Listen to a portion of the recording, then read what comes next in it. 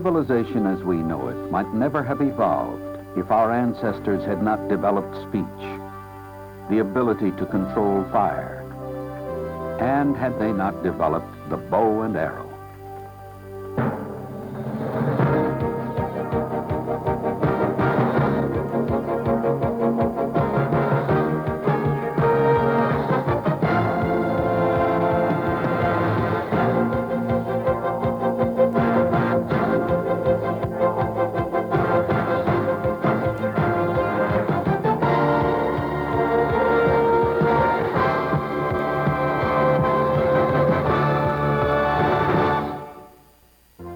Los Angeles, California, site of the 1984 Olympics.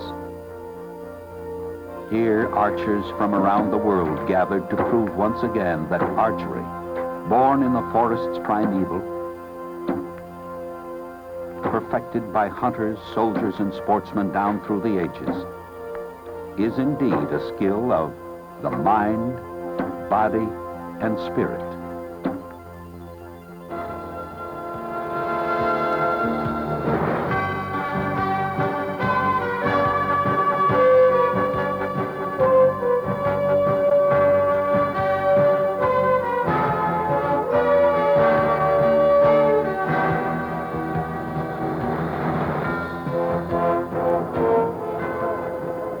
No athletic competition generates the excitement or fires the imagination more than the Olympics. That excitement was apparent everywhere throughout Los Angeles and the surrounding Southern California area during the 16 days of the Olympics.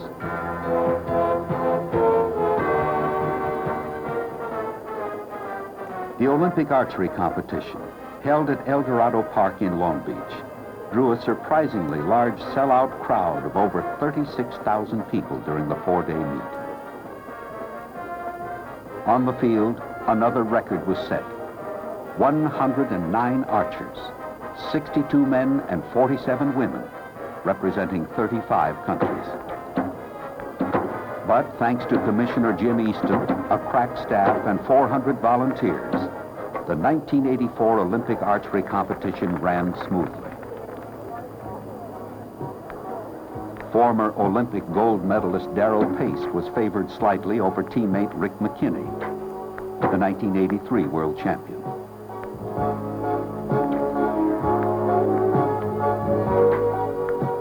Ready to battle the two Americans for the gold were top-rated archers including Tommi Poikolainen of Finland, gold medalist in the 1980 Moscow Olympics, Goran Bjerendal of Sweden, and a strong Japanese team led by Hiroshi Yamamoto. On the women's line, 83 world champion Kim Jin-ho of Korea was favored to take the gold.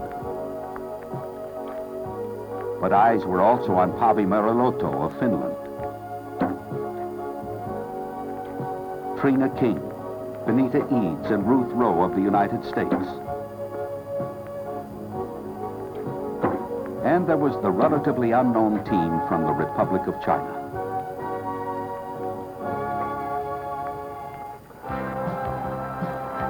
During the next 4 days, the archers would shoot a double feeder round for a total of 288 arrows at distances of 70, 60, 50, and 30 meters for the ladies, and 90, 70, 50, and 30 meters for the men.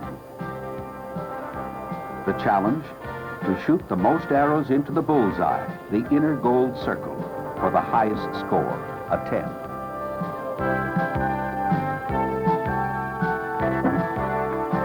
At the end of the first day, Aurora Breton of Mexico jumped to first place, followed by Ishizu of Japan.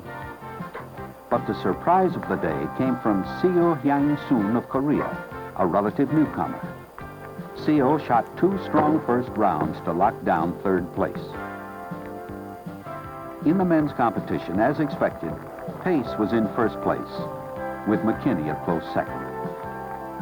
Goran Bjerendal's third place and a good showing by the Swedish team brought congratulations from the King of Sweden.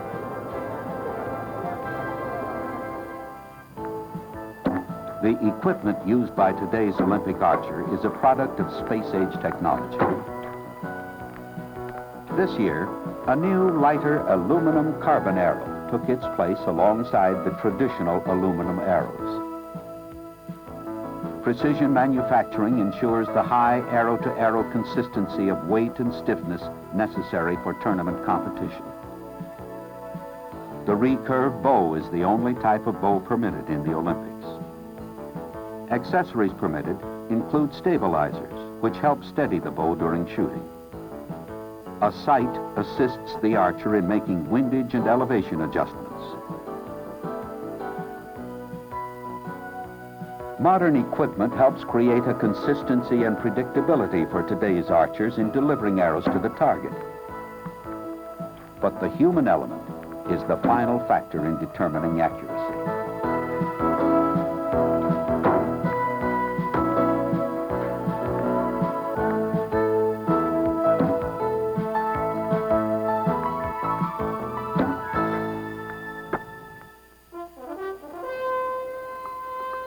Mind, body, and spirit were being duly tested during the second day of Olympic competition. The lead in the women's contest slipped back and forth between Seo of Korea and another newcomer, Lai Ling-wan of China.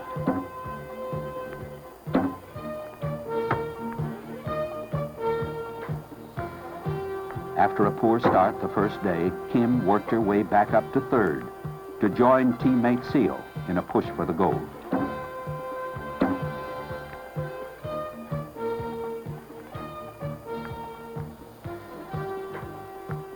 Another favorite of the crowd was Niroli Fairhall of New Zealand. The courage and spirit of the first and only paraplegic Olympian were an inspiration for everyone.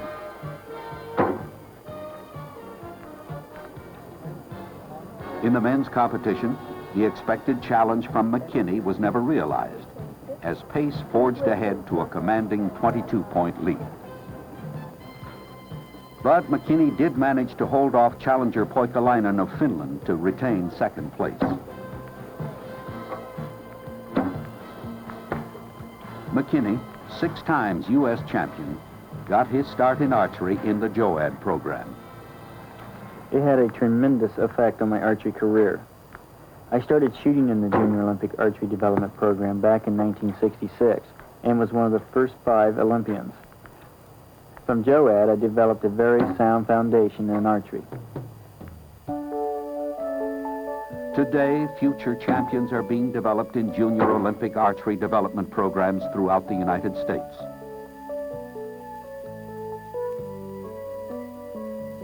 But even if a youngster has no aspiration to become an Olympic champion, JOAD offers fun, friendship, and a solid foundation in archery for a lifetime of enjoyment. Once the basics are mastered, JOAD participants sharpen their skills through competition and by recognition of their achievements. Regional, state, and national JOAD tournaments provide young archers with the opportunity to grow and expand their horizons. With the foundation these youngsters receive in JOAD, they can move on to adult competition on a national and even an international level.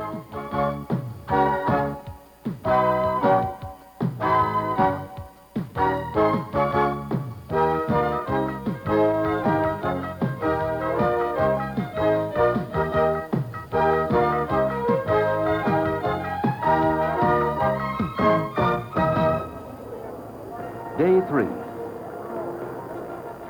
Shooting brilliantly, pace continued to dominate the action, ending the morning with a commanding lead.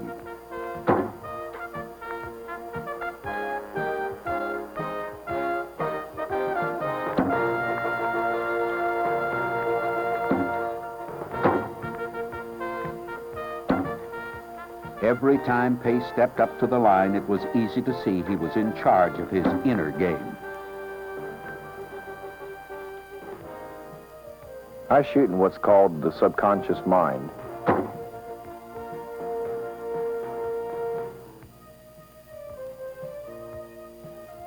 The only things I'm aware of is aiming, wanting a good shot, and following through.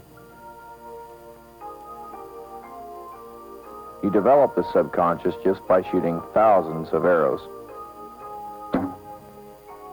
Under the pressure of Olympic competition, that ability paid off. Pace finished the third day 35 points ahead of the pack. While the race for second was anybody's guess, Yamamoto and McKinney ended the day in a tie. At the other end of the field, the women's competition was really heating up.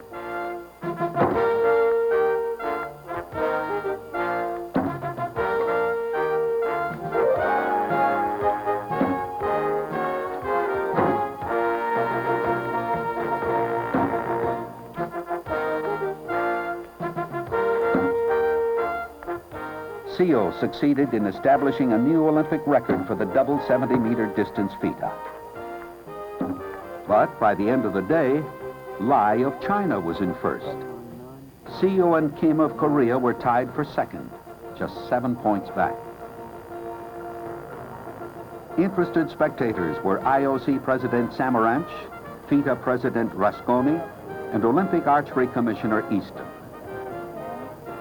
As they joined the archers on the field, there was no doubt the final day would be one to remember.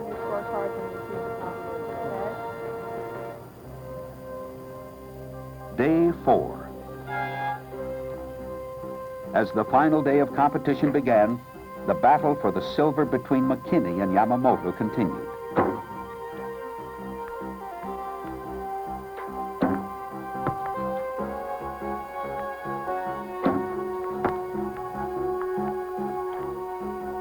At the end of the 50-meter round, Yamamoto held a strong 3-point lead with only 36 more arrows to go.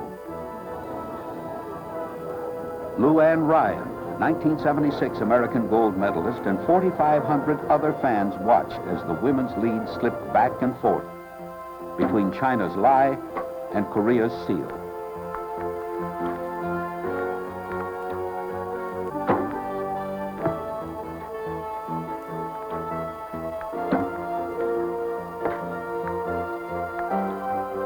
Seo went on to win the gold with a score of 2,568 points, a new women's Olympic record. Lai of China took the silver, and the third-place bronze went to Kim of Korea. As the men stepped up to the line, it looked as if Yamamoto was going to hold on to his 3-point lead. But succumbing to the pressure at 30 meters, he faltered and ended up only 1 point in the lead with 3 arrows to shoot. On his last 3 pressure-packed arrows, he shot a 10, an 8, and a 9. McKinney sensed his chance and tied the score with a 10 and a 9. Then, on his last arrow, a 10, McKinney won the silver by 1 point.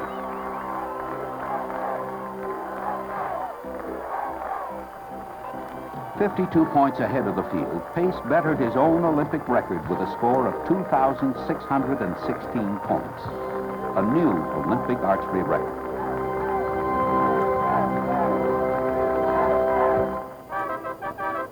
In the women's competition, Seo Hyang-soon of Korea won the gold.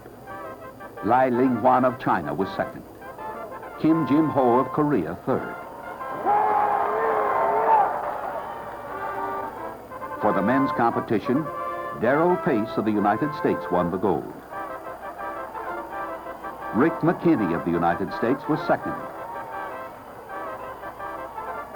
Hiroshi Yamamoto of Japan third.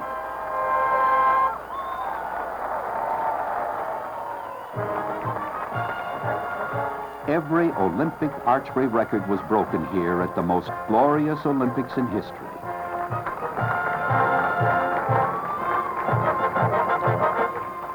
These world-class athletes proved once again that the ancient sport of archery, with roots ingrained in the history of all nations, remains today a crowning challenge of mind, body, and spirit.